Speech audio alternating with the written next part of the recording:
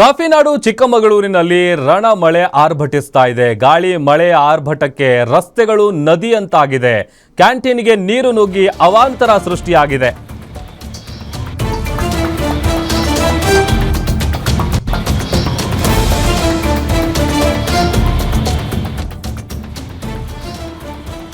ಕಾಫಿನಾಡು ಚಿಕ್ಕಮಗಳೂರಿನಲ್ಲಿ ರಣ ಮಳೆ ಆರ್ಭಟಿಸ್ತಾ ಇದೆ. ಗಾಳಿ ಮಳೆಯ ಆರ್ಭಟಕ್ಕೆ ರಸ್ತೆಗಳೆಲ್ಲ ನದಿಯಂತಾಗಿದೆ. ಕ್ಯಾಂಟೀನ್ಗೆ ನೀರು ನುಗ್ಗಿ ಅವಾಂತರ ಸೃಷ್ಟಿಯಾಗಿದೆ.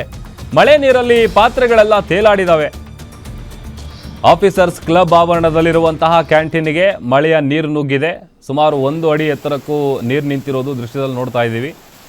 ವಿಪರೀತವಾದಂಥ ಗಾಳಿ ಮಳೆಯ ಆರ್ಭಟಕ್ಕೆ ರಸ್ತೆಗಳೆಲ್ಲವೂ ಕೂಡ ನದಿಯಂತೆ ಭಾಸ ಆಗ್ತಾ ಇದೆ. ಜೊತೆ ಕ್ಯಾಂಟೀನ್ ಒಳಗಡೆ ನೀರು ನುಗ್ಗಿದೆ ನೋಡಿ. ಇದು ಆಫೀಸರ್ಸ್ ಕ್ಲಬ್ ಆವರಣದಲ್ಲಿರುವಂತಹ ಕ್ಯಾಂಟೀನು. ಮಳೆಯಿಂದಾಗಿ ಸಾಲು ಸಾಲು ಅವಾಂತರಗಳು ಸೃಷ್ಟಿಯಾಗಿದೆ. ಜೊತೆಗೆ ವಾಹನ ಸವಾರರು ಪರದಾಡ್ತಾ ಇದ್ದಾರೆ.